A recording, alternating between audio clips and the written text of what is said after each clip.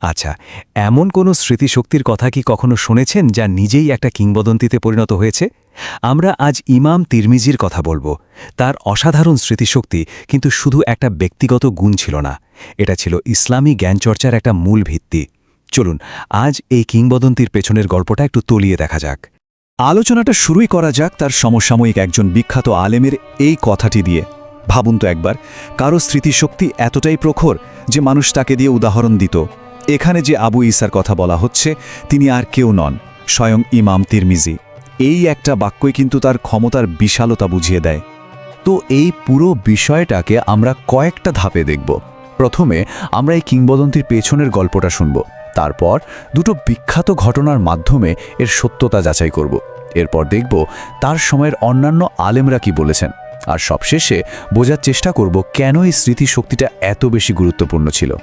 চলুন তাহলে আমাদের অনুসন্ধানের প্রথম পর্বে যাওয়া যাক। এখানে আমরা ইমাম তিরমিজির পরিচয় আর তার অবিশ্বাস্য মেধা নিয়ে যে গল্পগুলো প্রচলিত আছে সেগুলোর গভীরে যাব। আচ্ছা, ইমাম তিরমিজি কে ছিলেন সেটা জানাটা কিন্তু খুব জরুরি, কারণ তাহলেই বোঝা যাবে তার স্মৃতিশক্তির আসল মূল্যটা কোথায়। তিনি শুধু একজন জ্ঞানী ব্যক্তিই ছিলেন না, তিনি ছিলেন সেই সব মানুষদের একজন যারা নবী সাল্লাল্লাহু আলাইহি সাল্লামের শিক্ষাকে ভবিষ্যৎ প্রজন্মের জন্য নির্ভুলভাবে সংরক্ষণ করার মতো এক বিশাল দায়িত্ব কাঁধে নিয়েছিলেন। এবার আসা যাক প্রথম প্রমাণে। এটা এমন একটা ঘটনা যা প্রায় কিংবদন্তির পর্যায়ে চলে গেছে। ঘটনাটা ঘটেছিল মক্কায় যাওয়ার পথে, আর এই একটা ঘটনায় তার অবিশ্বাস্য ক্ষমতার একটা ঝলক আমাদের সামনে তুলে ধরে। দৃশ্যটা একবার কল্পনা করুন তো, একজন ছাত্র বহুদিন পর তার শিক্ষকের দেখা পেয়েছে, আর সে কতটা উদ্গ্রীব হয়ে আছে নিজের জ্ঞান আর কাজটা শিক্ষককে দেখানোর জন্য। ইমাম তিরমিজিও ঠিক সেই সুযোগটাই কাজে লাগাতে চাইলেন। তো সব কিছু একদম স্বাভাবিকভাবেই চলছিল। একজন শিক্ষক তার ছাত্রের পড়া শুনছেন, আর ছাত্রটিও খুব মনোযোগ দিয়ে তার পাণ্ডুলিপির দিকে তাকিয়ে অনর্গল আবৃত্তি করে চলেছে। কিন্তু এরপরেই ঘটতে চলেছে এমন কিছু যা কেউ কল্পনাও করতে পারেনি। এই প্রশ্নটাই কিন্তু পুরো গল্পের মোড় ঘুরিয়ে দেয়, কারণ শিক্ষকের চোখে যা ধরা পড়ল তা ছিল সম্পূর্ণ অপ্রত্যাশিত এবং বলতে গেলে অসম্ভব। হ্যাঁ, ঠিক তাই। যে কাগজগুলোর দিকে তাকিয়ে ইমাম তিরমিজি এতক্ষণ ধরে অনর্গল হাদিস শুনিয়ে যাচ্ছিলেন সেগুলো ছিল একদম ধবধবে সাদা, একটা অক্ষরও লেখা ছিল না সেখানে। এই স্লাইডে দুইজনের প্রতিক্রিয়াটা একবার দেখুন।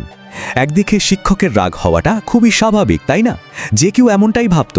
কিন্তু অন্যদিকে ইমাম তিরমিজির শান্ত উত্তরটা ছিল এক অবিশ্বাস্য দাবি, আর এই দাবি তার স্মৃতিশক্তিকে প্রথম পরীক্ষার মুখে ফেলে দেয়।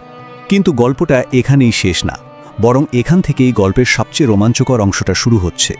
ইমাম তিরমিজির এই অবিশ্বাস্য দাবিকে এবার আরও কঠিন একটা পরীক্ষার মুখোমুখি হতে হলো। দেখা যাক সেই পরীক্ষায় কি হলো। শিক্ষকের সংশয় কিন্তু তখনও কাটেনি।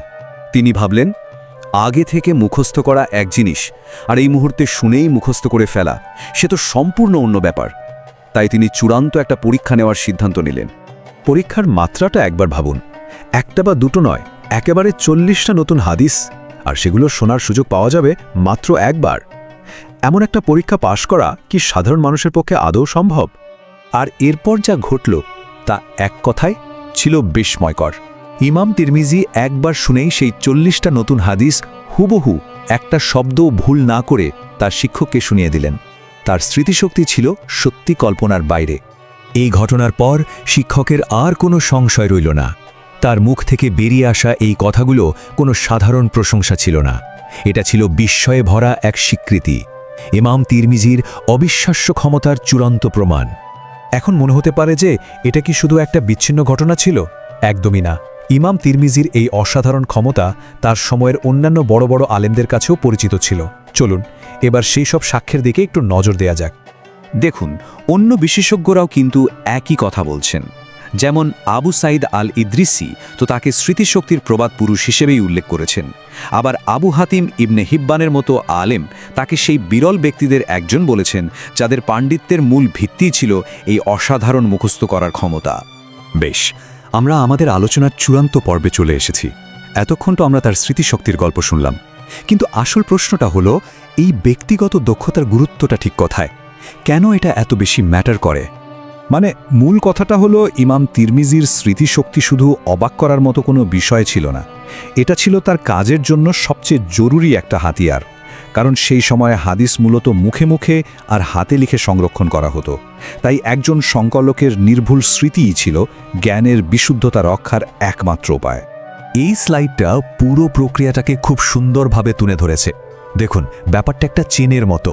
প্রথমে আসছে সেই অবিশ্বাস্য স্মৃতিশক্তি, সেখান থেকে আসছে নির্ভুলভাবে মনে করার ক্ষমতা, তার ফলে সম্ভব হচ্ছে নিখুঁতভাবে সব লিপিবদ্ধ করা, আর সব শেষে নিশ্চিত হচ্ছে পুরো ঐতিহ্যের প্রামাণিকতা।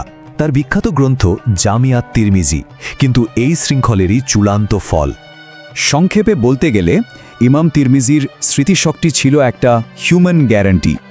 এই গ্যারান্টিটাই নিশ্চিত করেছিল যে তিনি যে জ্ঞান সংকলন করে রেখে যাচ্ছেন তা শত শত বছর পরেও তার মূল রূপে একদম বিশুদ্ধ অবস্থায় টিকে থাকবে। শেষ করার আগে এই প্রশ্নটা নিয়ে একটু ভাবা থাক। আমরা আজকে যে জ্ঞানকে এত সহজে নির্ভরযোগ্য বলে গ্রহণ করি, তার ভিত্তি কিন্তু স্থাপিত হয়েছিল বহু শতাব্দী আগে ইমাম তিরমিজির মতো আলেমদের এই ধরনের প্রায় অবিশ্বাস্য মেধা এবং কঠোর নিষ্ঠার উপর। তাদের সেই অবদান ছাড়া জ্ঞানের ইতিহাস হয়তো সম্পূর্ণ অন্য রকমভাবে লেখা হতো।